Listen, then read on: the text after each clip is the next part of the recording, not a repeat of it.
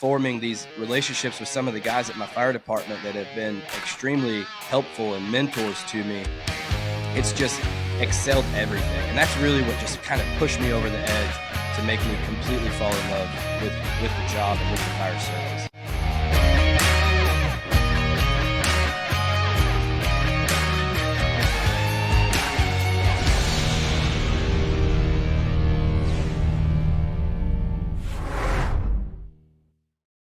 Welcome to the First Things First, a show where we talk about setting your priorities in the right order to help you fall in love with the job again. My name is Helton Pereira, and I'm the host of the First Things First. I'm joined today by my friend, John Velez. John, how are you doing? Good, man. Thanks for having me on here. Let me just introduce you all to John. John Velez is a tailboard firefighter with the Longview Fire Department in East Texas. His passion for the fire service drives him to continually improve his skills and add value to those around him.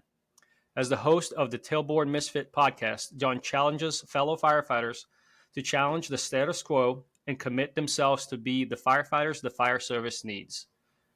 So tell me a little bit about yourself. Tell me about the fire department, how you started, how you got into it. Yeah. So first off, thank you for having me on here. It's always super humbling when people reach out and want me to come on a podcast or whatever. And it's not like they're banging down the door or anything, but when it does happen, it's always nice because it's just reinforces my purpose and what I'm doing with TBM and Tailboard Misfits, and just exactly what the bio says, right? Just adding value to the fire service in whatever ways that I can. So first and foremost, I'm a husband. My wife, Haley, she's in there wrangling 3 kids right now. We kind of talked about the weather and everything like that. And although you guys are probably used to it up north, like anytime there's just a little bit of ice or sleet or snow on the ground here, people start freaking out. So my oldest is home from school today. I'm a father. I got 3 kids, right? We kind of talked about that. Avery, she's my oldest. Lincoln, my son, he's the middle. And then Ella, she's my youngest.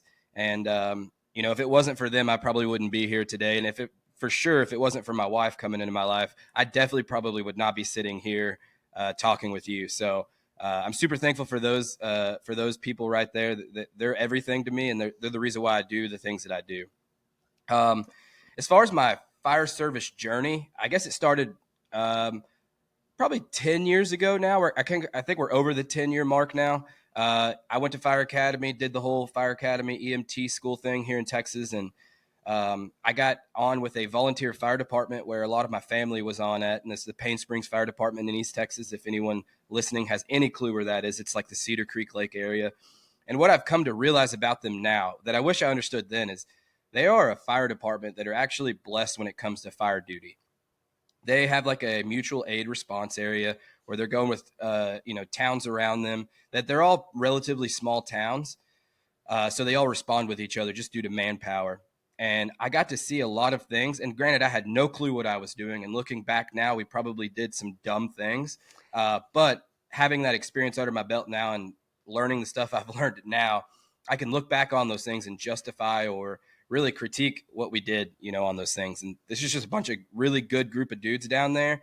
And for me, honestly, they're some of the only like true volunteer people that I still know. And what I mean by that is these are guys that have a full-time job somewhere else that may not even be in the fire service, but yet they're still dedicating time to their community and still responding to calls. So, I got on with them and was there probably 4 or 5 years, maybe a little less than that, honestly. I don't want to misspeak, but somewhere in the 3 to 5 year range. And during that time period, I was testing with all these fire departments, and it was a little disheartening for me, mostly because I would go test at these cities, and that was kind of closer to the Dallas-Fort Worth Metroplex. So I was testing at all these departments, and for the majority of them, they were all paramedic preferred, which meant if a paramedic scored lower than me on the written test, they were ranked higher than me because they were paramedics.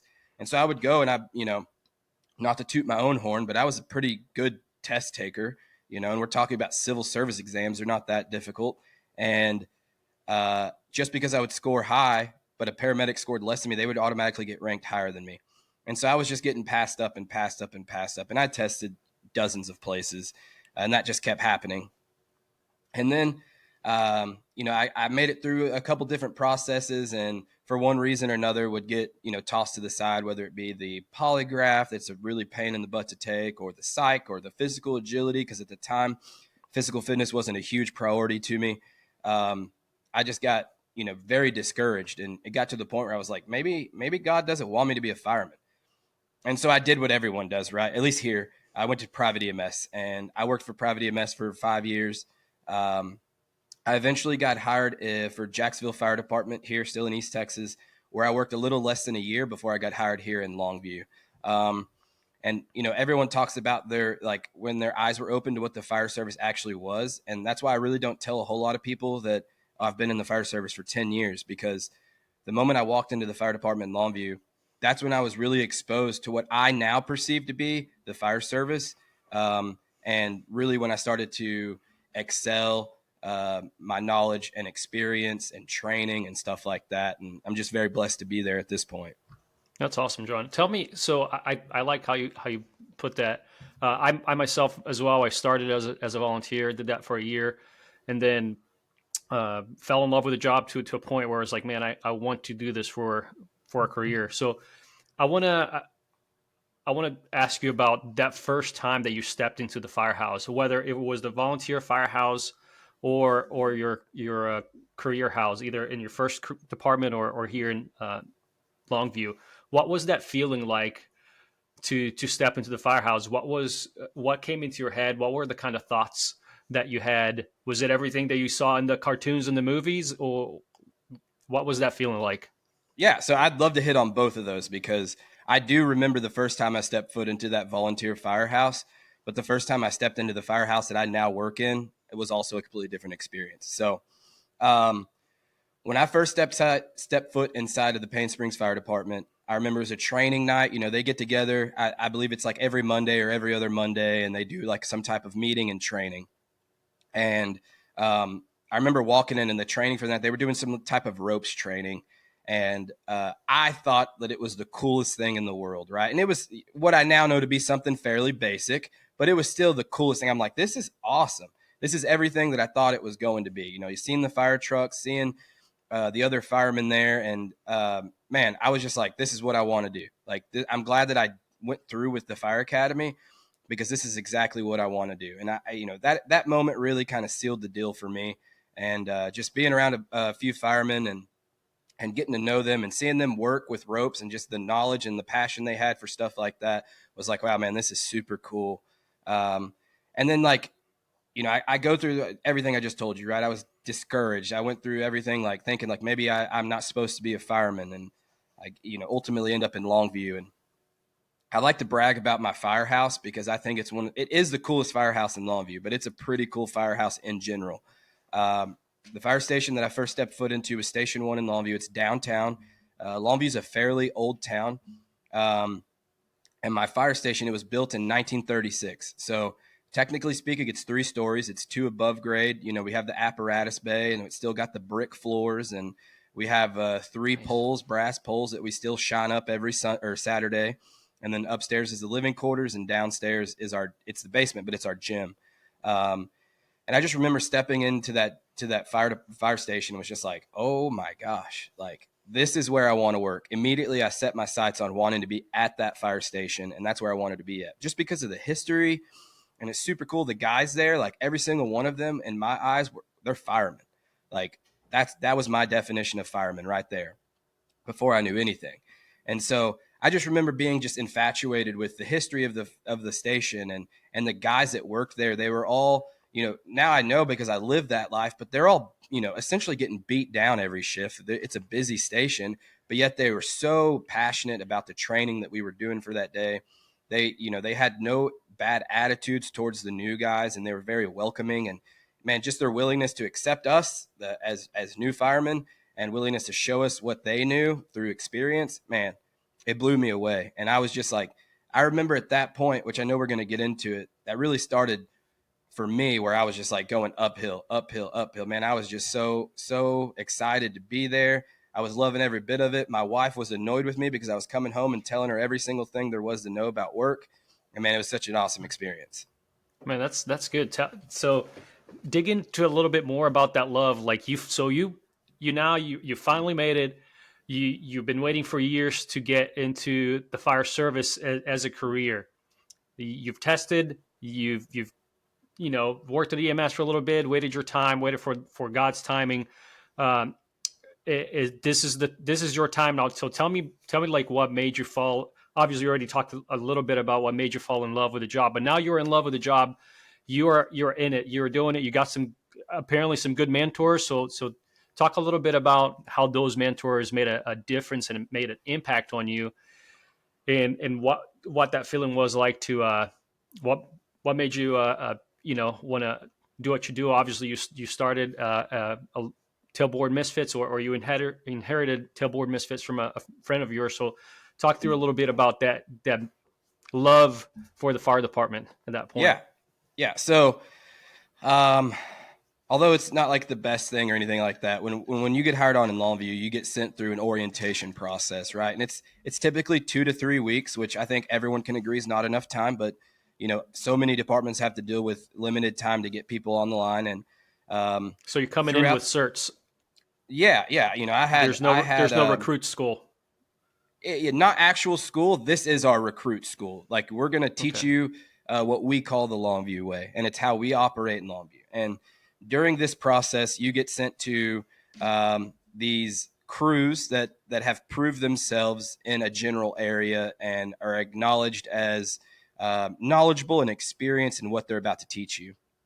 And I remember just going through and seeing all these guys that are top notch, man. I mean, I could brag on them for hours on how well these guys, taught us and were able to teach us. And I remember specifically, and I'll give him a shout out, Captain Ryan Howard. At the time, he was a captain at Station 2B, which is a special operations station. And typically speaking, everyone kind of gives you their new guy spill, like, hey, here's going to be your expectations, here's what to expect, and all this. And his was very genuine, and he made us know that he was excited for us to be there, and he wanted to set us up for success. And I remember he gave us a list of books and a list of podcasts and everything like that to read and watch and everything. And I'm already an obsessive person. I mean, I get into something and I just obsess over it like no other. And he introduced me to what the weekly scrap is. By now, I feel like everyone's probably heard of Corley Moore, Firehouse Vigilance, and the weekly scrap. And he kind of explained to me, I was like, that's pretty cool. So I remember on the way home that day, I just went to, the podcast app and searched for the weekly scrap, and I started listening to those. And I listened to just about every episode there was up until the most recent ones. And I started like, wow, like I don't know anything about this, to the point where I felt guilty about even calling myself a fireman up until that point right there. Like, there is so much that I don't know. Up until that point, like, I had no clue that I didn't know what I didn't know. And now I'm being made aware of all this stuff that I didn't know. And for me and my mindset and the way that I've always been, it's like, I've got work to do. So, I get introduced to all of that, and I start diving deep into the weekly scrap and looking at fire engineering posts and looking into other podcasts, Mike Nasty with Tip of the Spear. Like, I've been watching him for a long time. Jeremy Donch with National Fire Radio. I'm listening to him. I'm actually paying attention to current events and the way these things are done, which one thing leads to another. And you get where I'm going with this. Like, I just get opened up to everything from podcasts to firefighter rescue surveys to Project Mayday to conferences to classes, and getting paired up, or not necessarily even paired up, but naturally forming these relationships with some of the guys at my fire department that have been extremely helpful and mentors to me. It's just excelled everything. And that's really what just kind of pushed me over the edge to make me completely fall in love with the job and with the fire service. That's awesome, man. So at this point, are you married now with kids? How old are the kids when all this love and passion is going on? So at the time, we had been married for probably 3 years, and I had 2 kids. My oldest and obviously my middle were already born. And they were, my wife at the time she was still working. She was still working, I believe. Maybe it was even part-time work, but we were still trying to manage 24-hour shifts, which is what I did. And she worked EMS. So like a rotating 12-hour, she would work, 5 days one week and 2 days the next. So just kind of managing that. And yeah, so and my kids were young, and we had been married honestly a short amount of time, really. But at least she knows. So if she was an EMS, she knew a little bit of what the fire department world was like. She understood a little bit. Oh yeah, absolutely. And I'm cautious because I don't know if she'll ever listen to this, but up until this point, she made fun of firemen. Like she made fun of me every day. She's probably still the most, she humbles me a lot. But so when I would, and I don't want to ever talk down on anybody, but like the experiences, and she worked for the same EMS company I did, but the experiences you have with the gauge of firemen that you run with at that EMS service, they're they're not what they're not the best.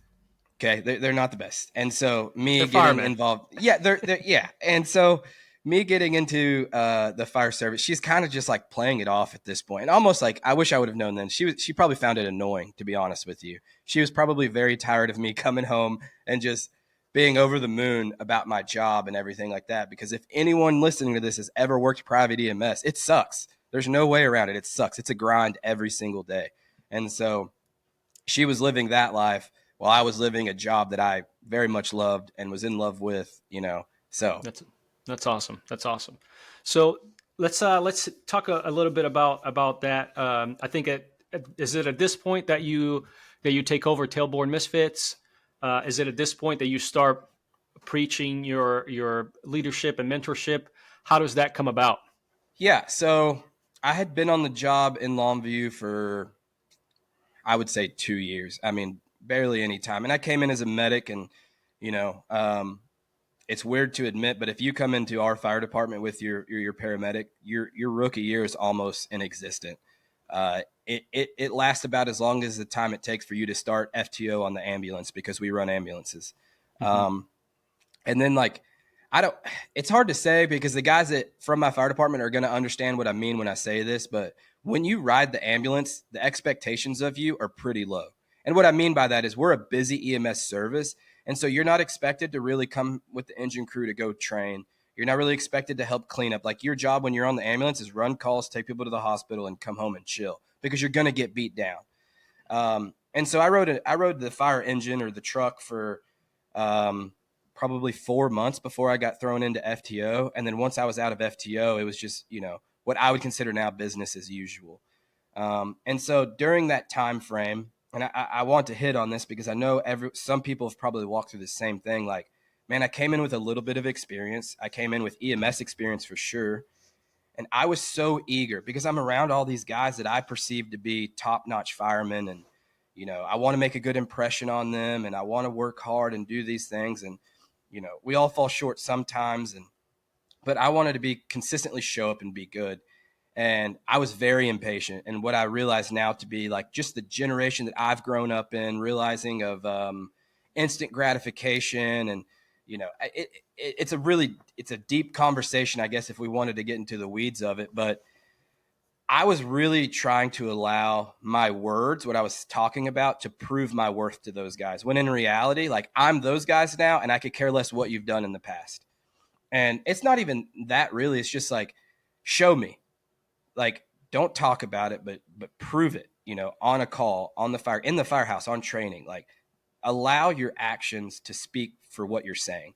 And I didn't do a really good job at that, honestly. Like, I was talking a lot. I was trying to tell these guys the experiences that I've had up until this point, and, probably talking way too much. Not even probably. I was talking way too much. And so luckily, thank God, like, I look back on this as such a blessing. There were a few guys that I'm still really good friends with, and it's still very much mentors to me, that pulled me to the side, that made me aware of my shortcomings before it got too bad. And I'm not saying that I didn't rub anybody the wrong way, because I most certainly did. No doubt about it. I acknowledge and realize that I talk too much as a new guy.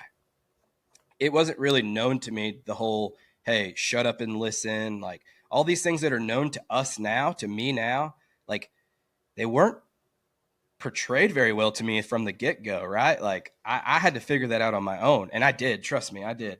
But these guys kind of pulled me to the side, and they're like, and I go back to this conversation, because it wasn't like, dude, you need to shut the hell up, you're just a new guy, like, sit there, be quiet, don't talk.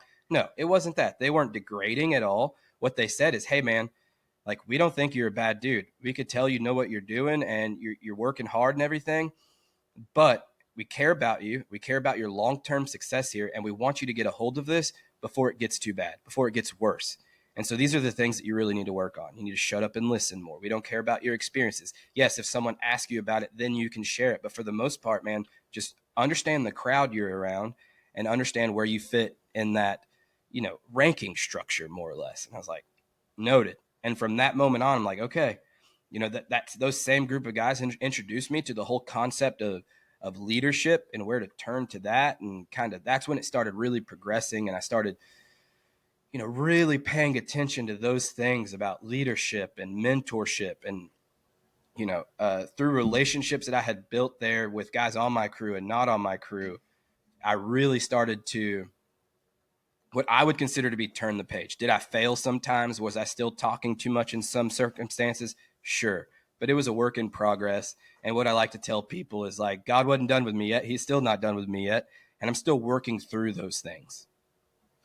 Yeah, I think that we all sometimes put our foot in our mouth. I think making that mistake of back in my department and want to, because you want to impress your crew, right? You want to impress the guys and girls that you're around. It doesn't necessarily just have to be from talking about your old department. It could be your old crew, your old station, your old captain, your old officer.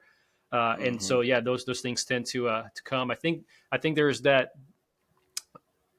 as the new guy or new girl. I think the probably the thing that you should be talking about the most is asking questions for clarification and to learn, not really asking questions in a statement to try to show how much you know. No, I definitely like that. So I want to kind of turn a little bit and ask you.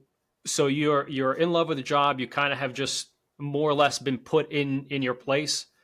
Is there a time that now you start either I can see that you're passionate. I know that passion is a word for you.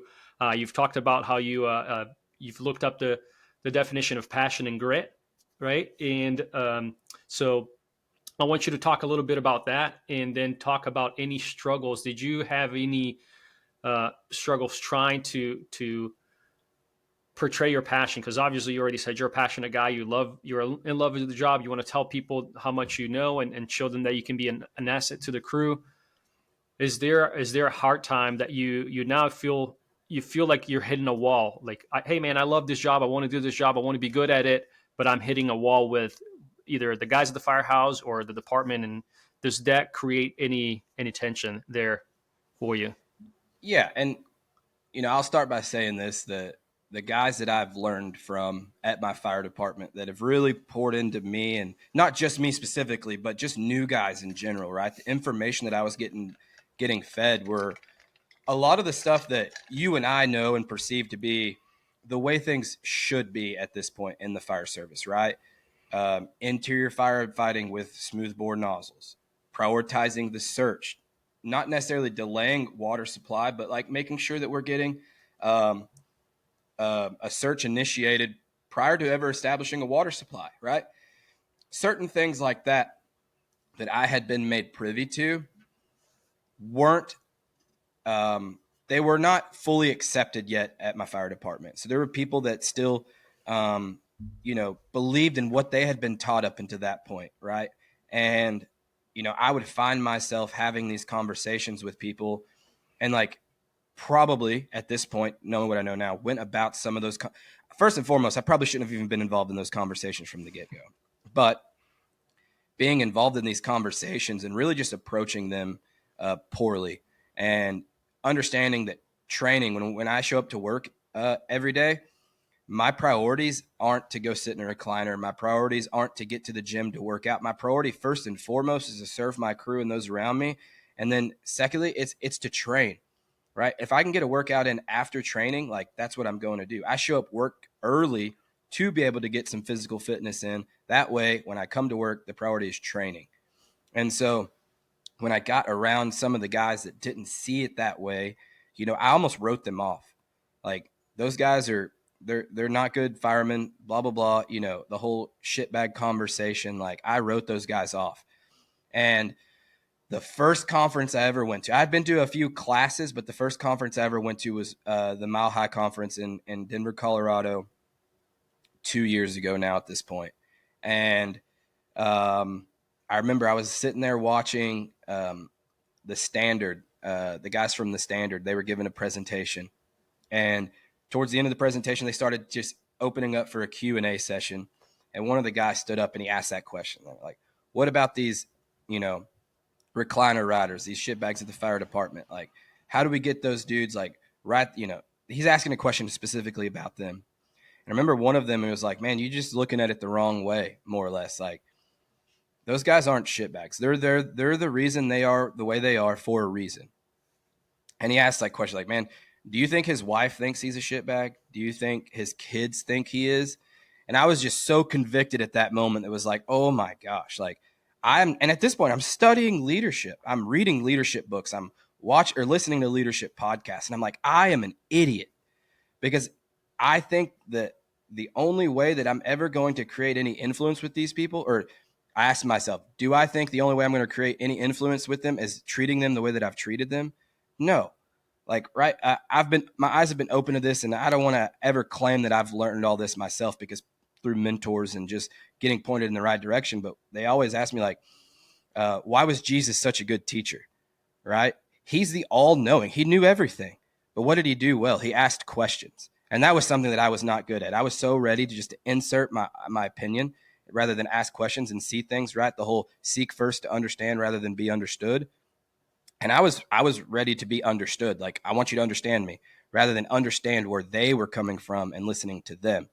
And so I did face a little struggles there, but it was all my shortcomings. It wasn't necessarily theirs, right? Like, I was overly passionate, right? And sometimes my passion was mistaken for aggressiveness. But at the end of the day, like, it was because I wasn't being tactful in my conversations. And I'm not saying deceive people. I'm not saying lie to them. But there's an appropriate way to address certain people that push back against the way that I perceive things to be or should be.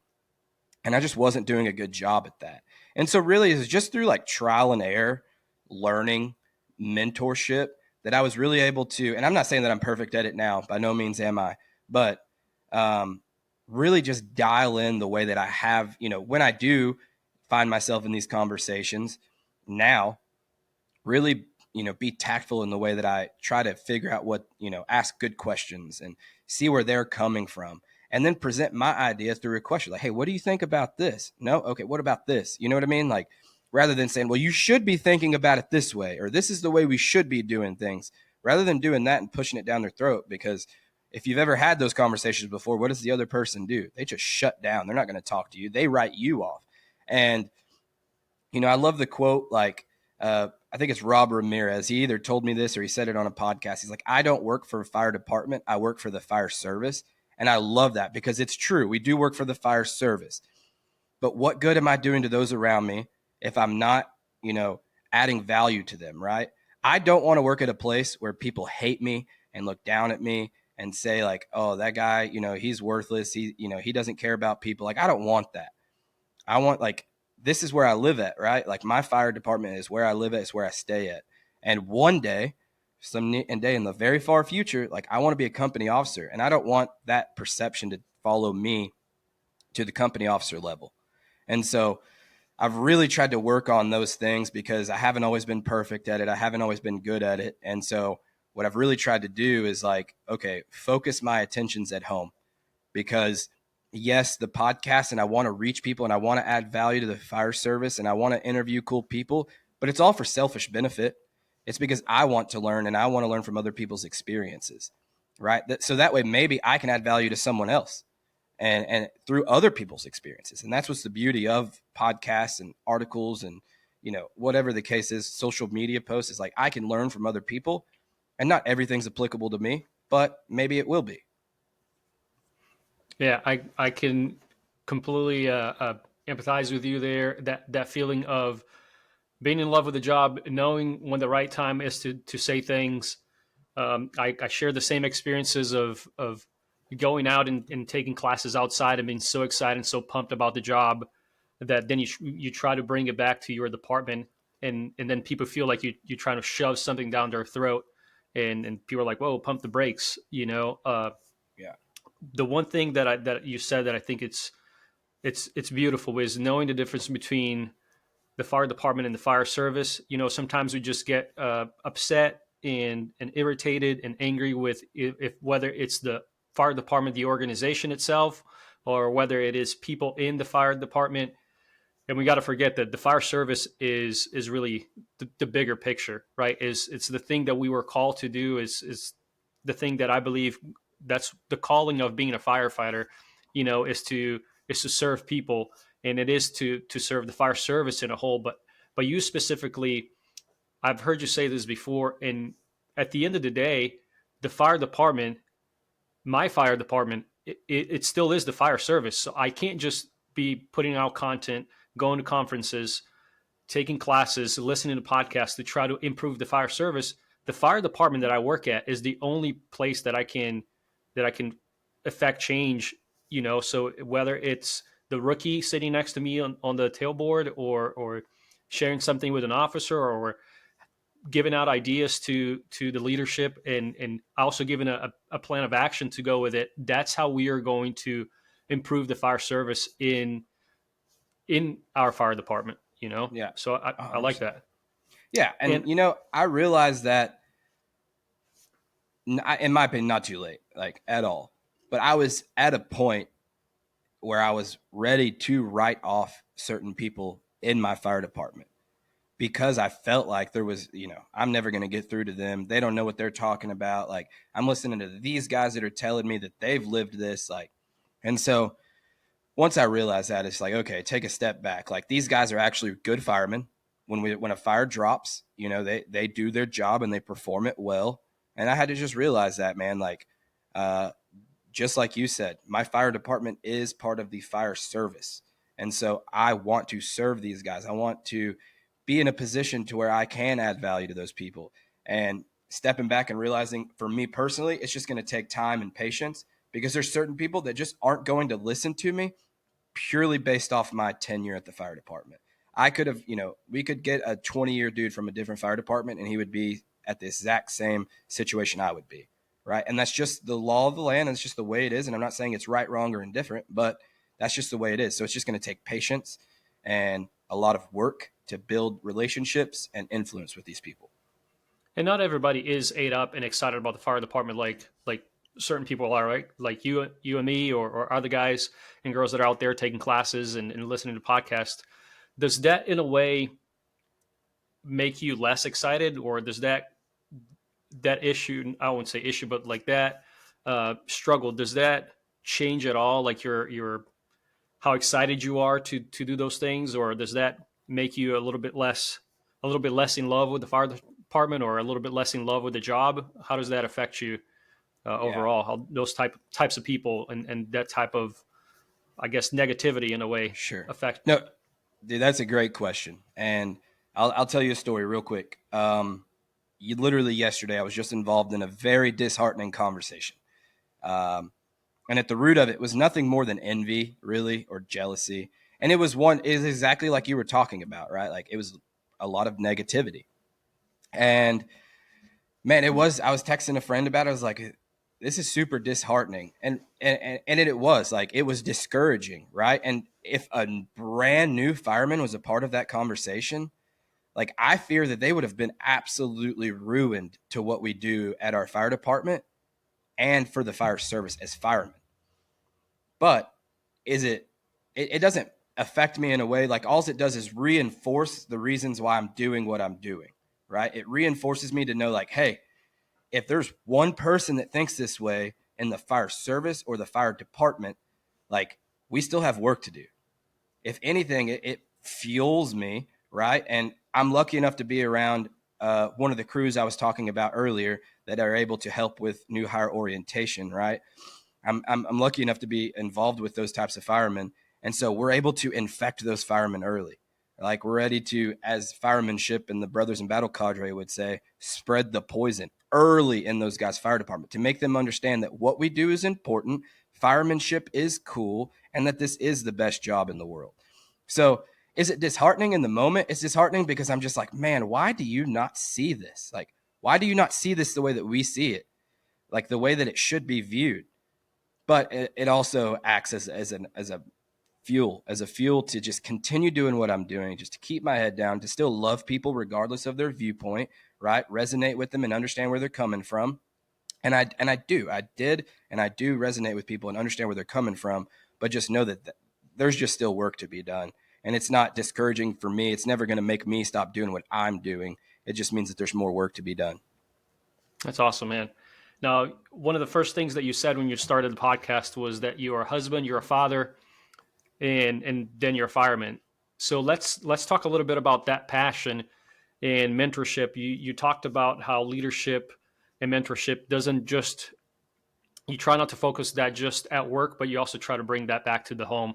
So tell me a little bit how you make those, the same love and passion that you have for the job. How do you make that happen at home with the wife and kids? Yeah. So, I have to say, and I know this is kind of part of your podcast and what you want to get out to people. And I have to say, like, I walked through the same struggles that other passionate firemen did, right? At one point, the job was placed in front of my family. Fortunately, and this is why I feel like I'm one of the luckiest people in the fire service. And I know I'm not the only one, but dude, I just had such good people in my corner. Some of the guys that pulled me to the side that tell me to shut up, to my crew at this point right now, guys that have walked through exactly what I was about to walk through, right? Walking through placing the job at the top of the priority list. And so I don't have this like redemption story where I did this for 10 years and almost got a divorce. Like I don't.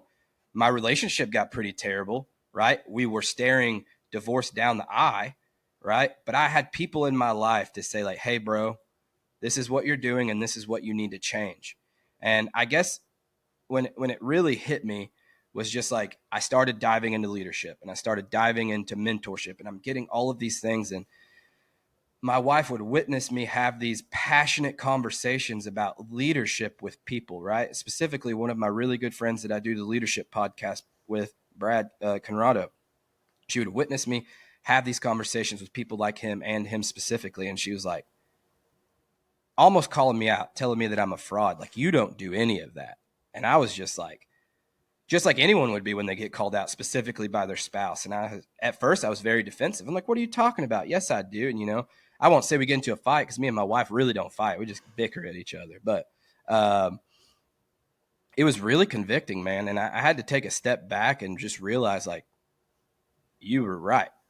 And at that moment, it clicked in my head. At that exact moment, I was able to kind of decompress a little bit from the conversation we had just had. And I was able to realize, like, when it comes to leadership, you have to lead yourself before you can lead anybody else, right? And part of me leading myself, at the root of it all, is leading myself and my family. And so I started really practicing leadership at home, right? Like setting a good example to my kids and my wife and establishing a relationship just like I had been doing at work, but with my kids and allowing them to talk to me and tell me about their day. And same thing with my wife, really, is just like allowing her a time to talk, asking her good questions, and just attempting to be, I'm not the best at it once again, but attempting to be a good listener, right? And being able to walk with my kids through certain things, from t-ball to gymnastics with my daughter, and just really trying to implement things that I want them to be for them and in their life. And seeing that come to fruition and just seeing that happening it wasn't day and night. I can assure you that. We had a road to recover from, but just really prioritizing my time at home when I am home, being present, right? I feel like every fireman's had that conversation, like really being intentional about my time at home and my time with my kids. Like that's when it really started to get good at my house, and now my wife and I have a great relationship. I have a good relationship with my kids. Like they listen to me. It's just like at the firehouse, right? Like if you don't have influence with another fireman, they're not going to follow you anywhere. But if you have a good relationship with them and you have influence with them and they're like, they understand your credibility, like they're going to follow you. And it's the same thing with our kids at home, right? When you instill the wisdom that you've gained in your life to them, they're like, hey, dad actually knows what he's talking about. And kids might be a little bit different story. They're going to try stuff on their own anyways, but you get what I'm saying. Like, and it's worked. It works. Yeah. I've seen it work over and over and over again. No, that's good, man. That's good. I think that, as you said, making sure that you're giving not just giving the fire department your best and leaving your family with the rest. We gotta flip that around. And again, when you introduce yourself, I think you did the right thing, is saying, hey, I'm a husband, I'm a father, and then firefighting is last. I've had these same conversations with my wife, and I told her, listen, I did not come into this world as a firefighter. I do not want to come out of this world as a firefighter. Yeah, sure. All the honors that you get on a firefighter funeral may look cool, but I do not want that. I want to be the old guy sitting with my grandkids on my lap, telling them old firefighting stories. I want to be that guy. So I think that definitely putting, it's a good reminder. Sometimes we do have to get our swift kick in the butt to realize that, like, hey, yeah, you're an awesome fireman. Yeah, you're going to conferences, you're taking classes, you're doing all this stuff. But as I just told you right before we started recording, I just got back from a conference last night. My wife was at home with 3 kids and 11 inches of snow by herself. I can't tell you how excited she was that I was out spending 3 to 4 days learning about firefighting at a conference while she was at home, with kids off of school and having to deal with snow and all that. So I definitely empathize with that. So I want to touch on, you touched a little bit about mentors that kind of guided you and kind of like, gave you a reality check. How important are mentors for you? I call them cornermen.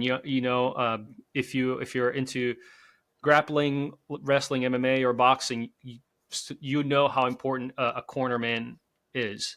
So tell me a little bit about your cornermen. How were they able to make a positive influence in your life at that point? I want to take the easy way out of this conversation and just tell you that they are literally everything. I mean, I'm going to elaborate, but like when I mean that they are literally everything. If I did not have the mentors that I had or that I have currently, like there's no way that I would be where I am right now. First of all, in my knowledge base or my relationships that I've been able to establish, or even in my family, right? We just talked about that. Like I wouldn't be where I am without them. They make everything I've written about this before, like, and it's the easiest way to explain this. Mentors specifically in the fire service, they can bridge that experience gap because they've walked through it, right? Mm-hmm. No longer do I have to find out that walking into a bedroom that's fully involved in fire and opening it up in a fog pattern is good and I'm going to get steam burned. No, guess what? This guy that I've built relationships with, he's done it and he's told me that it's not good. And so I'm not going to do that because I trust him and I can relate to him, right? Like I no longer have to do the trial by error thing. And that's where at one point, that's where we were in the fire service. We were having to learn things through trial and error, right? Same thing with my relationship at home, right? If I didn't have those people in my life to tell me that I was missing the mark at home and they could see it, like how long would that have carried on? Would I even still be married? Like, I don't know. I'm thankful that I have those people in my life. And I know that people can relate to this because I talk to tons of people that this is the exact same conversation. So mentors, not only having mentors, but also being a good mentor, like to me is super important because I no longer had to walk through the trial and error thing. And I think that's great. Like there are certain things that you have to figure out on your own. I totally agree with that. But there are certain things that I don't have to walk through or don't have to experience on my own because this person did this and they've built up enough credibility with me for me to believe them. Right? Like I don't have like the whole fog pattern conversation, right? Like keep it tight, right? Use a smoothbore, whatever. And I'm trying to make it relatable to firefighting. So it's probably a terrible example, but I'm just saying like mentors, can help you. We started, and not me, I wasn't really involved in it. I was a mentee during this process, but we started, a couple of the guys, more senior guys in my fire department, they started a group, I guess, and they called it Pin Down Leadership. And it was, we get a 5-year pin. When you've been at the fire department for 5 years, you get a pin to put on your Class A. So if you were 5 years and above, you were a mentor, and anything less than that, you were a mentee. And we talked about everything from relationships at home to firefighting tactics to financial decisions, right? Like, they've walked through these things and they can help you get there faster. Like, that's what the beauty of mentors are, is yes, you're still going to experience stuff. So you're going to make mistakes, but you have that mentor to go to for questions, and they can help you get to where you need to go faster. That's the important part, is getting where you need to go faster, because that's how we grow, and that's how we improve, and that's how we get better. If every single person in the world had to pick whatever job they are in and had to learn everything from get-go with zero help, like, we'd probably be pretty less advanced than what we are in the world right now, right? Firefighting is the perfect example. What if we were still teaching the same thing that we were teaching in fire academies in the early 2000s or the 90s? And then once you get on the job, you have to figure all this out on your own. No, now we have people that have been there, done that. They know what works, they know what doesn't work, and they can teach those things to us. And so for me, mentorship, man, like, and I think, just to elaborate, like, I have different mentors for different parts of my life, and some of those mentors are the same people, because they're those, they're just those closest to me. I have a mentor for the fire. I have several mentors for the fire service. I don't just have one. I have mentors in my personal life. I have mentors in the financial world. Like, all of these people mean something to me, and they all add value in a different way. And so my suggestion, if this is a suggestion, is just find a mentor, right? Build those relationships. And at the end of the day, man, like, they become your friends, and they could prove to be invaluable to you in your life. I think you touched on, man, there was so much gold there that I wanna ask you. The name of the podcast is The First Things First, right? So I want to ask you, what are the things that you put first in your life? And obviously, you already talked about how you have mentors in different areas of those lives. So just walk me through what are the first things first for you, and then as a follow up question is, I believe that we all have the calling to be firefighters, right? And so talk a little bit about that calling to be a firefighter and how that fits in the things that are first for you. Yeah. So, at this point, I don't want it to seem like a cliche, because it's, if you don't live this life or you don't understand it, it's going to sound like a cliche. That's a better way to say it. But the same thing that you're preaching with this podcast, the same thing that John Spare is preaching with his podcast, the same thing that Brothers in Battle and Firemanship are preaching, like, those are the first things first for me.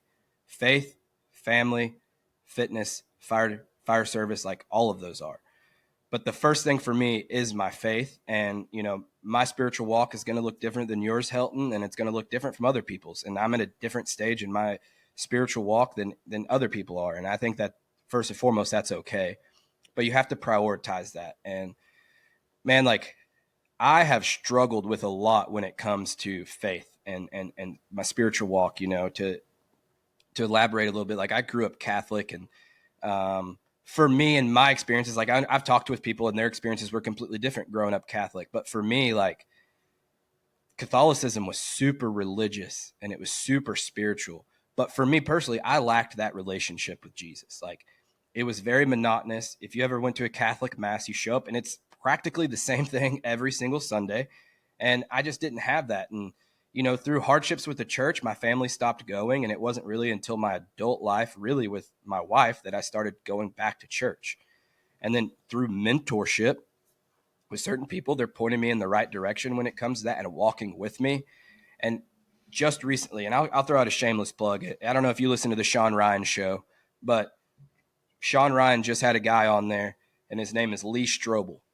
And Lee was a atheist, and he was an investigative journalist. And he set out to determine, was Jesus real? And not a real person. What he talks about is, he talks about specifically disproving the resurrection of Jesus Christ. And he thought he would be able to do that in one night. And at the end of this almost 2-year journey, he actually proved the realness of the resurrection of Jesus. And now he's a renowned author. He's written several books, and they're just talking about it. And one of the things that I struggled with is I've had this conversation at nauseum, was I truly believe that Jesus Christ is Lord, that he was sent here, he was crucified on a cross for me, for you, for all of our sins, and he was resurrected 3 days later. I truly believe that. But because of what I have done in my life, and I guess the things that I have seen, like I had a lot of trouble receiving the free gift of grace that Jesus gave us when he died on the cross. And what I have grown to really, and I've walked through that here really recently. I finished that podcast yesterday. And during that podcast, he talks about if you believe with all your heart, those things that I just said about Jesus, and you have to receive the grace that Jesus has gifted us, then you become a child of God. And yesterday at the end of that podcast, like I was like, all right, like this is it for me, because this is something I've been struggling with for months at this point. It's just like, all right, I now know what I need to do. This is what I want out of my life, and I have to do this. So I prayed about it, and I just laid it all out there. It was almost like a confessional. Like I've done all these things, and I haven't received that gift yet, and I want to receive that. And I was talking to my wife about this last night when I got home, and I was like, I don't know if this is a coincidence. And she's walked through some of the same stuff I have, and she's like, there is no coincidences, like at all. Like these things are a correct result of you. And there are certain things that have happened in that short amount of time, from me being on your podcast to some other things that are up and coming for me, that I personally believe that Jesus and God have handed me to use as a platform to show everybody else that. I truly believe that. And so for me to get on here and just say, look at me, I'm so cool, I have a podcast, it's kind of cool, whatever. Like, I don't care about that. Like, I want to be able to spread the gospel of Jesus and understand that, like, that's my foundation of all of this. I'm not a perfect person. I cuss sometimes, and I'm not the best person, and I can get mad at people and be disrespectful and all these things. Like, I fall short all the time. But once I just clicked in my head with that podcast that, like, I believe this, I want to receive that, and now I can go on without my life. And God has showed up through that in less than 24 hours, bro. Less than 24 hours, these things have happened to me, and I'll share them with you off air. I don't really want to put it out there quite yet, but like these things have happened to me in such short amount of time with nothing more than a prayer, right? And I don't want to mishandle these opportunities. And so that's where I first started, is my faith and leading my children there, right? Like one of my most proud things about being a dad is, like, I ask who wants to say the prayer at dinner time, and all 3 of my kids, including my 2-year-old, raise their hands and they want to pray, and we'll let every single one of them That's pray, awesome. and walking them through that. Like that makes me super proud and makes me and my wife understand, like, okay, we get a lot of things wrong, but we're doing some things right here. And so my faith first and foremost, which leads right into family. We kind of talked about that. I have prioritized other things above my family, but now I realize that there's 4 people at my house right now that need me way more than the fire service. And if I'm not here showing them the way and, pouring into them, then, like, what good will my legacy be? I could care less if people talk about me saying how good of a fireman I was, 30 years from now. I really care about what my kids are going to tell their kids one day. So that's super important. And then fitness and fire. Like, I'm on a different fitness journey. I've always been a heftier guy, but I have found the priorities in my life to really prioritize that. I've walked through 75 hard a few different times. I've failed. I've succeeded. I'm doing it currently right now. And then the fire service, which is almost synonymous with fitness for me. I think those two go hand in hand, and I prioritize those two just about the same. Man, that's awesome. I mean, what a testimony, what a words of wisdom. I mean, I think that I believe that we are called to serve God and serve people, and firefighting is the gift that God gave to people like you and me to serve people in that way. One of the missions, the mission statement that I made for the First Things First is for firefighters to become better equipped to save lives, restore family, and create a legacy. And I think you hit that mission. You have had you have had the opportunity to make a grab, which we didn't really get into. Um, you were constantly working on restoring your family. You made that realization that like, hey, I can't keep being so excited about the job and not have that same level of excitement at home, and creating a legacy, from teaching your kids how to pray to being the man that God has called you to be. So because they're watching, right? They're watching who you are as a fireman, as a husband, as a father, and you have young men and young women at your household that are looking up to. That's the man that they're gonna look up to, the man that they're gonna want to marry one day. I don't know if you have had that experience of your little girls asking to marry you. I have had my girls ask me that. So that's you got to tell them like, hey, listen, I'd love to. I'm married to mommy, but Yeah. what an honor to say, hey, I am at this level, that my little girl, my little princess wants to have that's the man that she wants to look up to. Yeah, So no, and I that's think you hit that on the head. And one thing, real quick, just because I don't want anything to be taken out of context, the grab, I didn't make a grab. My crew did. I unfortunately was stuck on the ambulance that day, so I'm just very over the moon about my company and my like literally. If you guys know what Helton's talking about, like they did the whole grabs thing at Firemanship, and there's been I did a podcast with them and everything. Those three guys are all on my crew. One of them is my battalion chief, one of them is my driver, and the other guy is now my other fireman on my shift. So I'm just super happy for them and proud of what they I did. stand corrected. You got to give Gatorade to the guys who made the grab. Hey, that's right, dude. I cheered, gave high fives. I did that whole thing. That is the worst. Maybe we can get another time, have you back on to talk about that and talk about how awesome it is to be on I call them the magic unit, because sometimes I'm a paramedic as well, and I get to sit on the medic unit during rehab and give high fives and praise the guys putting in work. Oh yeah. But John, we're getting ready to wrap this up here. I got a couple more questions for you. So one is, what is one thing that you would have told young John Velez back in the day? So think back to the first question I asked you. You just stepped foot in the firehouse. You have that feeling of awe and like everything is perfect and amazing. What is the one thing you would have told young John Velez, or the new guy or girl that is coming into to your firehouse? What's the one piece of advice you'd give them? Yeah, I think first and foremost, it would just be the exact lesson that I've learned over and over again is to listen more than you talk. I could say the cliche, shut up and listen, but also explain to them why. Like, you don't know anything yet. And not only do you not know anything yet, but your experiences that you've had up until this point, like there will be a time for you to be able to share them. I promise you, there really will. But you have to establish some credibility before you're able to share those experiences. And the other part of that would just be like, you've got to play the long game, especially in this world with the generation of firefighters that we have now, like myself included, that have grown up in a world of more or less instant gratification. Like, you cannot come in and have the credibility and the respect of a 20-year guy. You have to play the long game. Your experiences will speak for themselves. So until then, shut up, listen, and just put in the work. Awesome, man. Well, tell everybody some of the things that you have read, some of the podcasts you've listened. What were the things that influenced you to grow, to have that the level of passion of the desire to love the job and to pass things on to other people?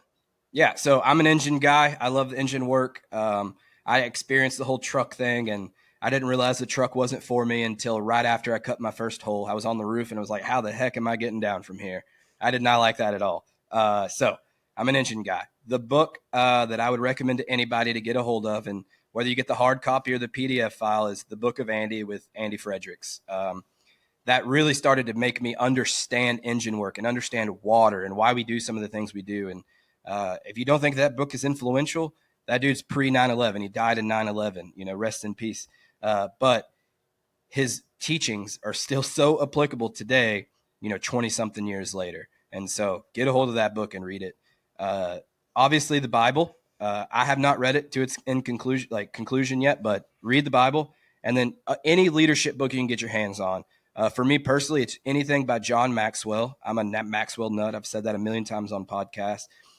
Pastor Craig Groeschel, both of which have podcasts that I listen to regularly.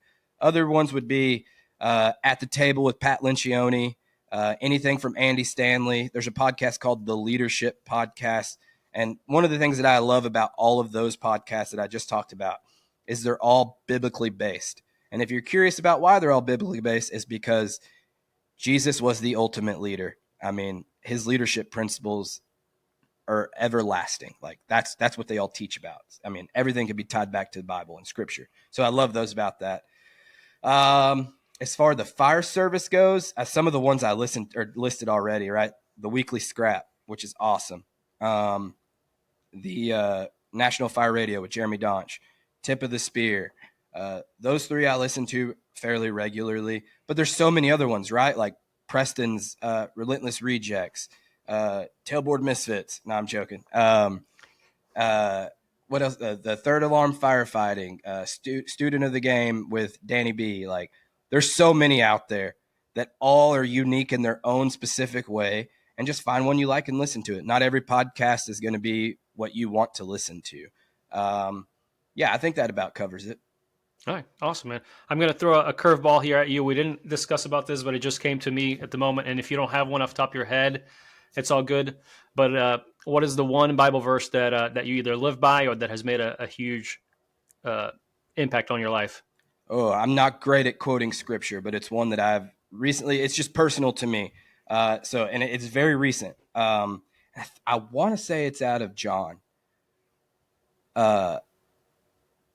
But it says the wages of sin are death, but the way to everlasting life is through Jesus. Right? So that was the whole part for me, just receiving that and just pursuing that relationship with him, right? If I continue down a road of sin and destruction, like ultimately it's going to lead to me in the ground and probably in hell. But as long as I go to Jesus and chase him and really be intentional about a relationship with him, one day I'll be in heaven with Jesus and all my friends. That's awesome, man. That's sorry for throwing that curveball at you last second. I love it. So tell me, how can people get a hold of you? Where is Tailboard Misfits? How can they reach out to you?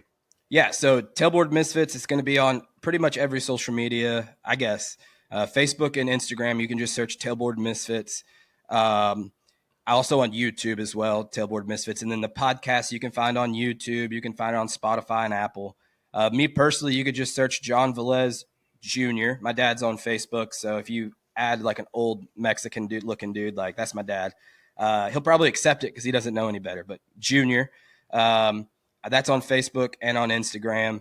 You could reach out to me through socials. I'm fairly active on there. I try not to spend all my time on there, but I typically am decent at getting back to people.